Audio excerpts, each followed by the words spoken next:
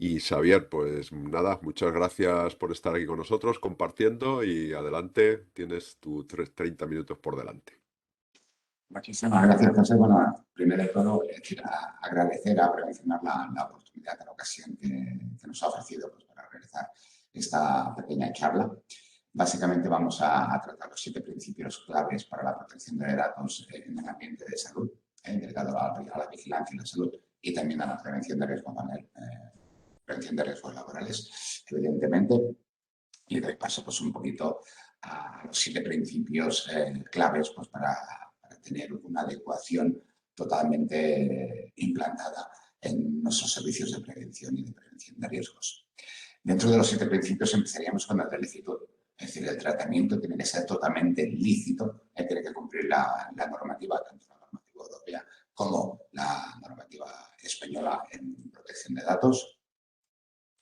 Tiene que ser limitado explícitamente a los fines, no podrá ser nunca ni desproporcionado o no proporcionado para la finalidad por la cual lo solicitamos.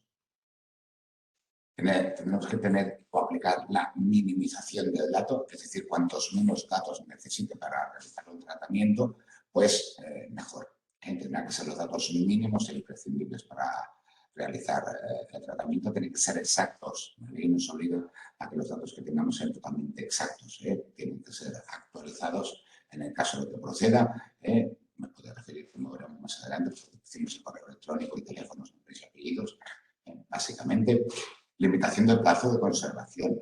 En cualquier tratamiento que realicemos dentro de la vigilancia de la salud o la prevención de riesgos, debemos tener implantado un plazo límite de conservación. Cabe mencionar, a modo de apéndice o de curiosidad, que en España, dependiendo de la comunidad que estuviéramos, pues tenemos unos plazos de conservación o tenemos otros. No para todas son los mismos, si bien es verdad que hay un máximo que sería el de implantación de nivel estatal. La integridad de la confidencialidad. Evidentemente, cualquier dato de salud que se manipule tendrá que estar sujeto a un contrato o precontrato de confidencialidad por parte de todos los usuarios que accedan a esta información. Y para finalizar, la responsabilidad proactiva. Es decir, antes de realizar cualquier tratamiento de datos de salud, tenemos que tener en cuenta cómo vamos a utilizar esos datos, cómo los vamos a almacenar, a quién se los vamos a ceder y el por qué se los vamos a ceder. Empezaremos por el primero, que sería de licitud, lealtad y transparencia. Los datos se deben tratar con total lealtad y transparencia. Es decir, no podemos utilizar unos datos o recopilar o recoger unos datos para una finalidad y después que sean totalmente utilizados para otras, como podría ser la publicidad en este caso. Es decir, si unos empleados nos ofrecen, nos dan su consentimiento para utilizar sus datos para revisiones médicas, lo que no podremos hacer después en ningún caso es enviarle pues, publicidad comercial. Debemos ser transparentes cuando ofrecemos toda esta información. Es decir, en el sentido que cuando le informamos a los trabajadores de nuestras empresas clientes para que vengan a hacerse la revisión médica o desde el propio servicio de prevención, pues tendremos que actuar con total transparencia. ¿Por qué recogemos esos datos? ¿Cómo los vamos a utilizar? ¿Cómo los vamos a almacenar? ¿A quién se los vamos a ceder? ¿Y por qué los tenemos? ¿No? El consentimiento. En el caso de la vigilancia y la salud, el consentimiento tiene que ser totalmente explícito por parte del interesado, es decir, por parte del empleado. ¿Esto qué significa? Esto significa pues, que se tendrá que dar un documento en el cual él autorice a la empresa de prevención de riesgos o directamente a la empresa de vigilancia y la salud, al SPA, para que pueda ceder sus datos. Si no, no podría ser tratado. Es decir, no, la empresa en ningún momento puede ceder los datos a un servicio de vigilancia de la salud sin previo consentimiento por parte del empleado.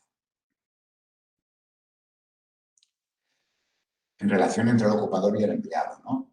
Para el tratamiento del lícito de estos datos de salud, pues no es bastante como que haya una base jurídica de tratamiento. Es decir, sí que es verdad y cabe decir pues, que la ley sí que ofrece unas bases jurídicas para realizar los tratamientos de datos de salud por parte de los empleados y empresas clientes.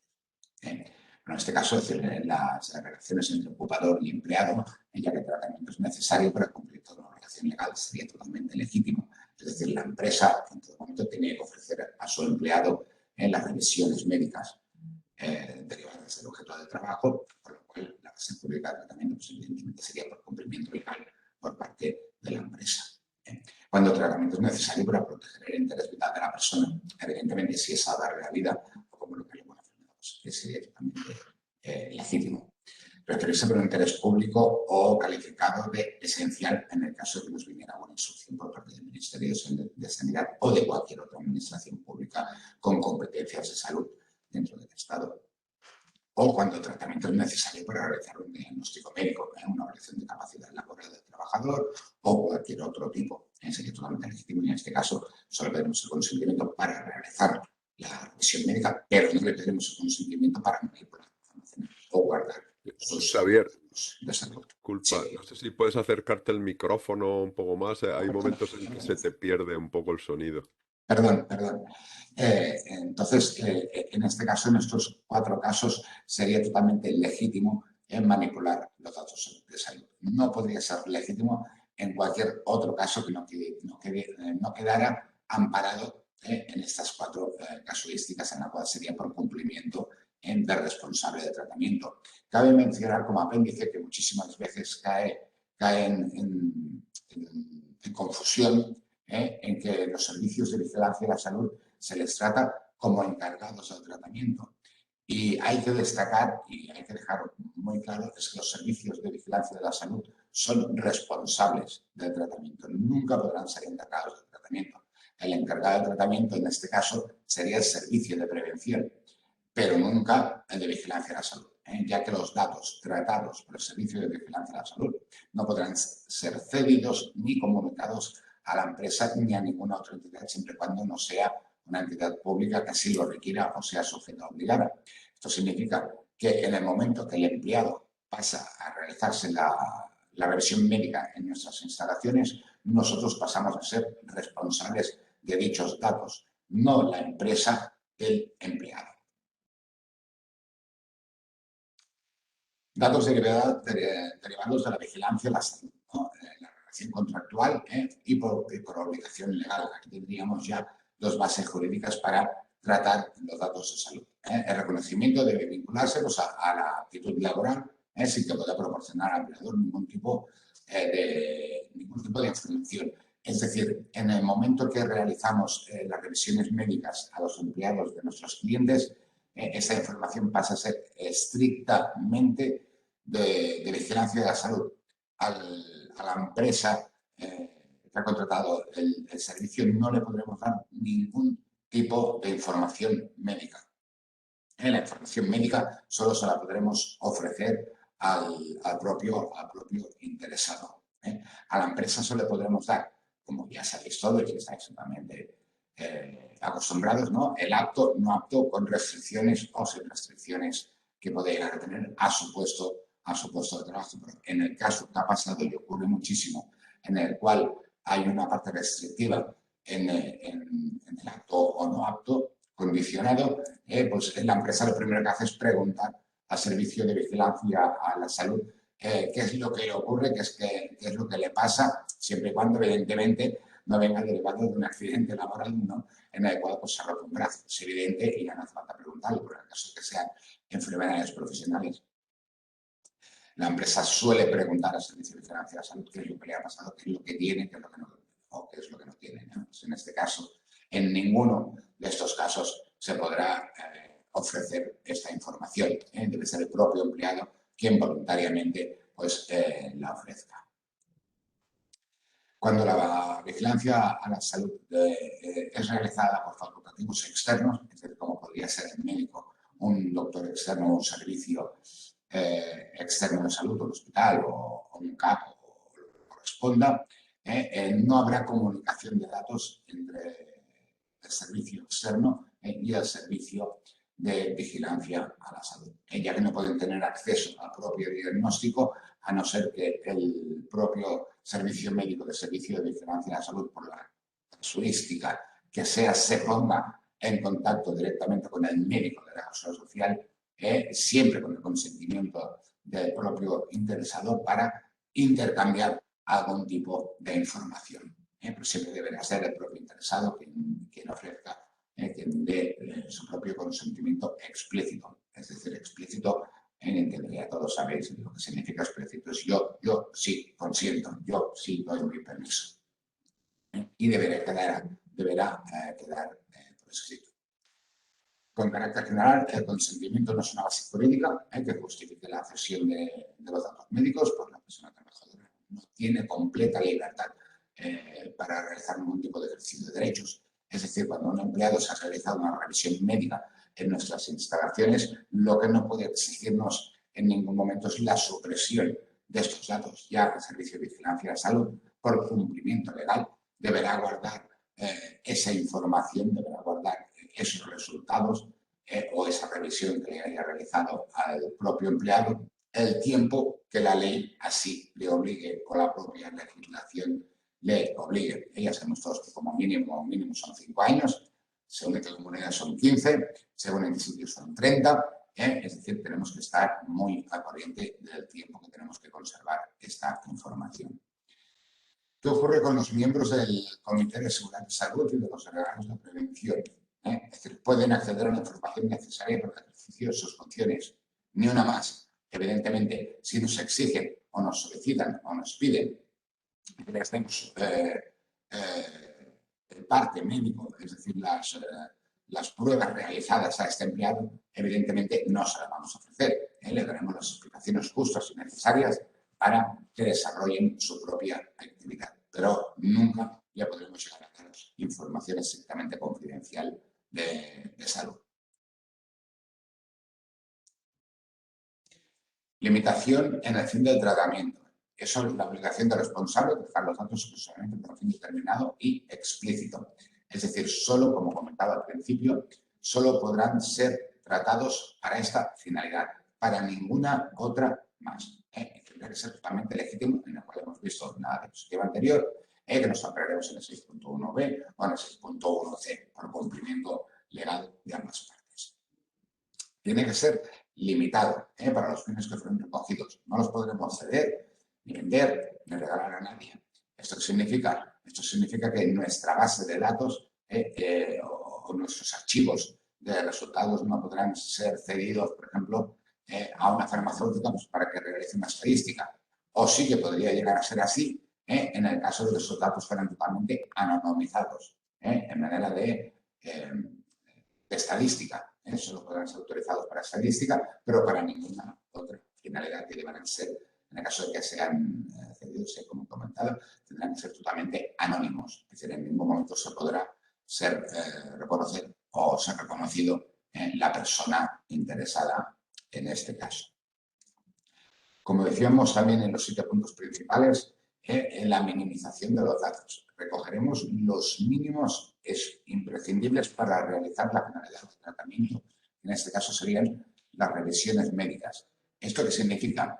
¿Qué datos necesito yo explícitamente para realizar la revisión médica? Pues el nombre, el DNI, el apellido, una dirección de correo electrónico para ponerme en contacto pues, si tengo cualquier cosa que comunicarle, y el número de teléfono, pues si es algo urgente, de cualquier resultado que se haga, me lo invento, en cualquier prueba que se realice. Pero no le pediremos ninguna información más adicional, simplemente las estrictas. Cabe comentar que últimamente desde la Autoridad de Control se está haciendo mucho hincapié en que el DNI no es necesario según para qué finalidad, siempre y cuando no haya una ley de rango superior que así lo exija. ¿Esto qué significa? Significa que en este caso sí podríamos llegar a guardar o almacenar el número de DNI para identificar a esta persona, o bien la podríamos llegar a identificar y convertir este número de DNI, convertirlo en un código y que este usuario siempre sea reconocido por un código y no por el propio DNI. Tenemos que empezar a acostumbrarnos a que el DNI es un documento, es un dato a pasar. En un principio era básico, ahora ya se está convirtiendo poco a poco en un dato sensible, por lo cual desde las propias autoridades de control, tanto española como europeas, se está haciendo un hincapié para que nos vayamos mentalizando de que los datos tienen que ser anonimizados. Es decir, cuando recogemos el DNI, lo que hacemos inmediatamente es crear un código, crear un número y a partir de aquí se identificará a este número, a este usuario con este número, con este código y el DNI ya no sería preciso para nada más. Es decir, inclusive se incita, ¿no? se nos comunica a que lo eliminemos, ya que no será ningún dato necesario. Aquí estaríamos ya entrando en el apartado de la minimización del dato.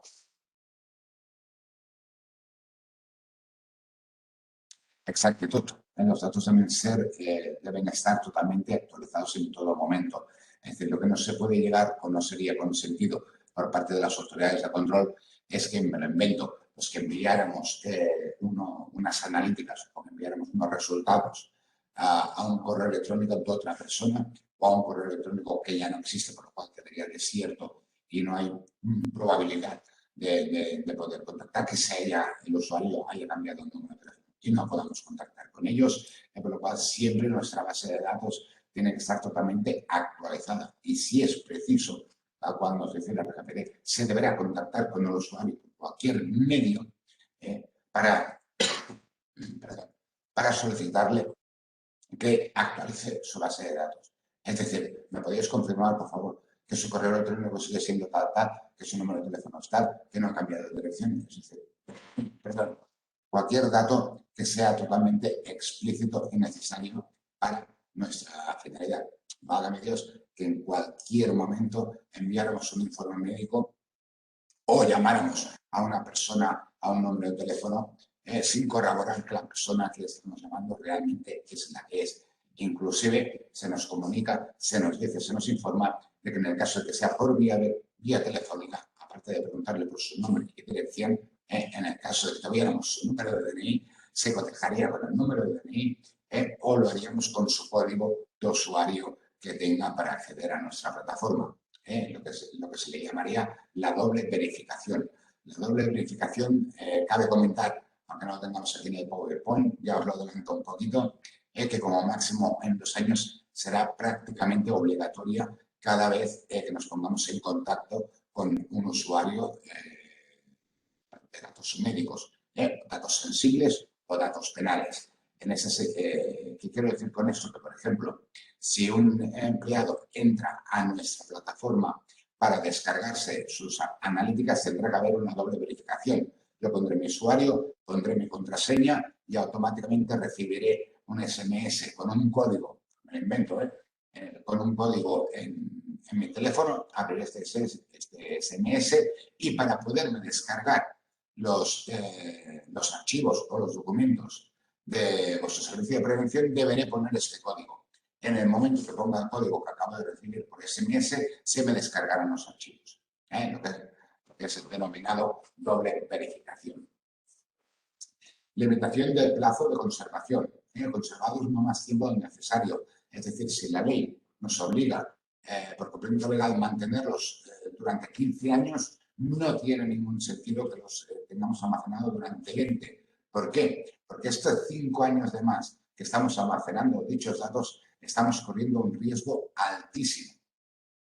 Porque si tuviéramos una intrusión de seguridad en nuestros equipos y nos robaran esta información y después se pudiera comprobar o verificar que realmente estábamos almacenando información que ya no estaba sujeta a ningún cumplimiento legal por parte de la autoridad de control, podríamos llegar a tener un problema muy grande, ya que la sanción podría ser muy alta. Sería categorizada como grave o muy grave, porque sería desproporcionado tener una información que ya no nos pertenece, una información que ya no es nuestra. En ese sentido, sí que hay que decir que por eso se recalca muchísimo que nuestras bases de datos tienen que estar totalmente actualizadas.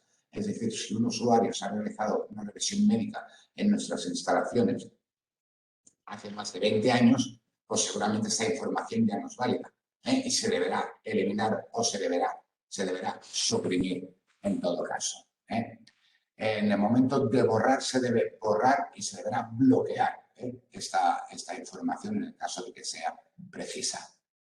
Xavier, quedan 10 minutos, ¿eh? Sí, voy, perdón. En este caso, la integridad y la confidencialidad garantizar, evidentemente, el deber de secreto. Todos nuestros empleados, todo el mundo, toda nuestra parte técnica que acceda a dicha información, pues deberá tener su contrato de confidencialidad firmado por nosotros. Y la responsabilidad proactiva que comentábamos es que en cualquier momento, antes de realizar ese tratamiento, debemos analizar los riesgos que nos pueda llegar a conllevar. El contrato con el personal autorizado para el tratamiento de datos, todos nuestros empleados deberán tener un contrato de confidencialidad en el cual se comprometan al silencio profesional en todo momento, en todo su curso, de toda su carrera, que trabaje con nosotros e inclusive después, una vez de haberlo finalizado, ya que estamos hablando de datos de salud que son considerados altamente sensibles. ¿Cómo podríamos llegar a almacenar o cómo debemos almacenar dicha información, ¿no? Pues toda información confidencial, evidentemente, se recomienda que se guarde encriptada en nuestros servidores, con usuarios y contraseñas, etcétera, para poder acceder a ellos. El transporte de custodia, pues no abandonar nunca los equipos. El almacenamiento de información encriptada, tanto sea en modo pendrive, disco duro o clouds externos. No nos conectaremos nunca para realizar o para mirar datos de salud a conexiones abiertas o wifi abiertas o públicas.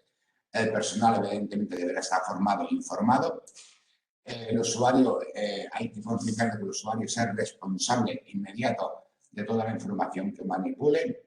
Notificar inmediatamente cualquier violación de seguridad o intrusión que tenga en su equipo. Y, evidentemente, al final de la jornada laboral, cerrar todas las sesiones y no dejar ninguna abierta. Pues bueno, pues hemos llegado hasta aquí. Si tenéis alguna pregunta, me han quedado 5 minutitos.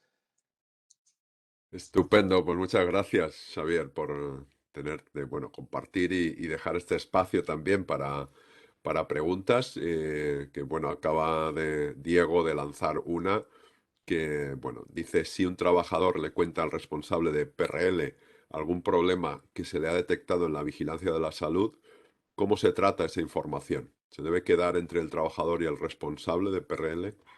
Correcto. En el caso de lo que no puede quedar nunca es por escrito. Entonces sería una comunicación indebida.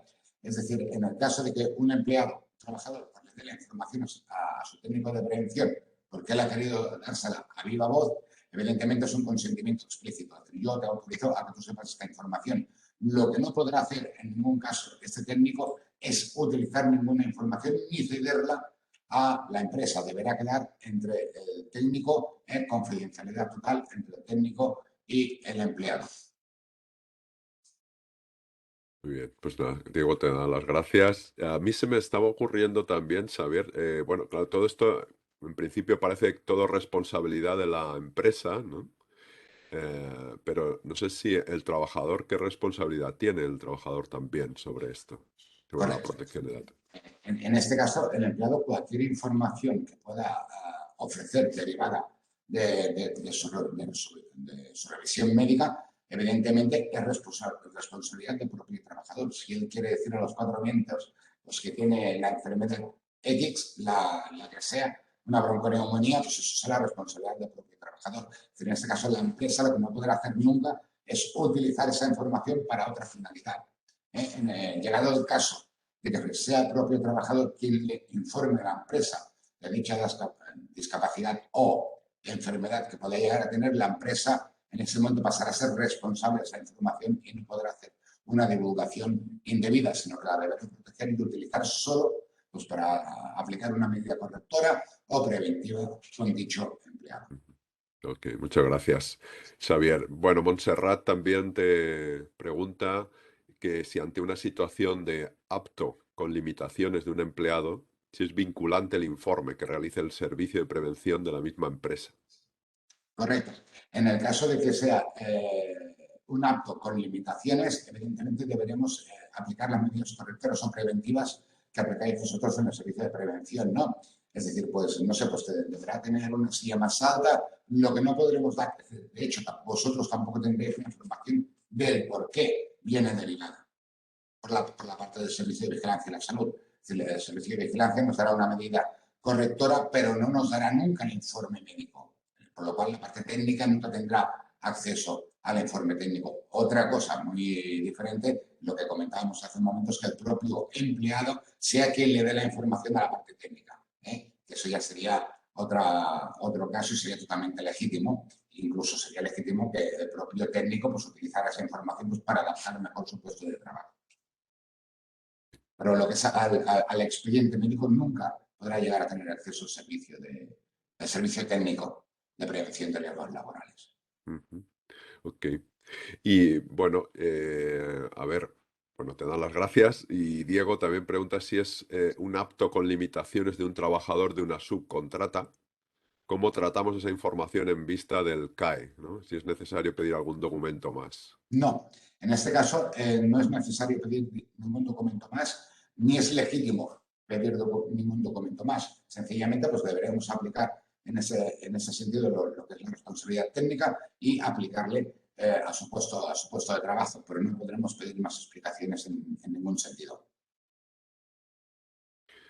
Ok, pues muchas gracias, Xavier. No sé si queréis comentar algo, preguntar algo más. Aquí, bueno, tenéis los datos ahora mismo en pantalla que está compartiendo Xavier, bueno, pues incluso su número de teléfono, no solo el correo, la web. Yo he compartido el email, ¿no? También por el chat. Así que, bueno, pues si en algún momento queréis contactar con Xavier, llegar a alguna consulta o cualquier tipo de comunicación, pues ahí tenéis los datos para poder hacerlo cuando queráis.